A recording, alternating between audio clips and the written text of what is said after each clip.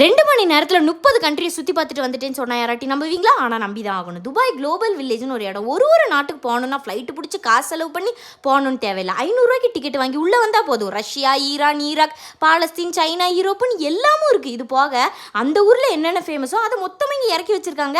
நாங்கள் இதான் சான்ஸ்ன்னு நான் ஒரு எட்டு பஹ்ரைன் போயிட்டு வந்துடுறேன், நீங்கள் வேணால் அப்படியே ஈஜிப்ட் போயிட்டு வாங்கலாம் அப்படின்னு என்னமோ இன்டர்நேஷனல் லெவலுக்கு பேசிகிட்டு இருந்தோம். இது போக உள்ளே போனாலே கோயம்பேடு மார்க்கெட் மாதிரி மேடம் இந்தாங்க சாப்பிட்டு பாருங்கன்னு கையை பிடிச்சி கடைக்குள்ளே இழுக்காத குறை தான். சரி ரொம்ப ஆசைப்பட்டீங்க, சாம்பிளுக்கு ஜூஸு டேட்ஸ்னு ஒன்று தாங்கன்னு எல்லாம் வாங்கி சாம்பிள் பார்த்துட்டு இது போக ஆடல் பாடல் அந்த ஊரில் என்னென்ன இருக்கோ அதுவும் வச்சுருந்தாங்க. எல்லாம் நல்லா தான் நடந்துச்சு. ஆனால் ஒரு 3 மணி நேரம் நடந்து காலெல்லாம் இருக்கா கொஞ்சம் கீழே இருக்கான்னு பார்த்து செக் பண்ணுங்களேங்கிற அளவுக்கு எல்லாம் மறத்து போச்சு. சரி எல்லாம் பார்த்தோம், நம்ம தாய்நாடு எங்கே அப்படின்னு பார்த்தா இருக்கிறதுலே பிரம்மாண்டமான வாசலாக இருந்துச்சு. உள்ளுக்குள்ளே போனால் ட்ரெஸ்ஸு, நகை, செப்பல்னு எல்லாமும் இருந்துச்சு. ஆனால் சவுத் இந்தியாவை ரெப்ரசென்ட் பண்ணுற மாதிரி எதுவும் இல்லையே அப்படிங்கிறது தான் ஒரு சிறிய மன வருத்தமாக இருந்துச்சு.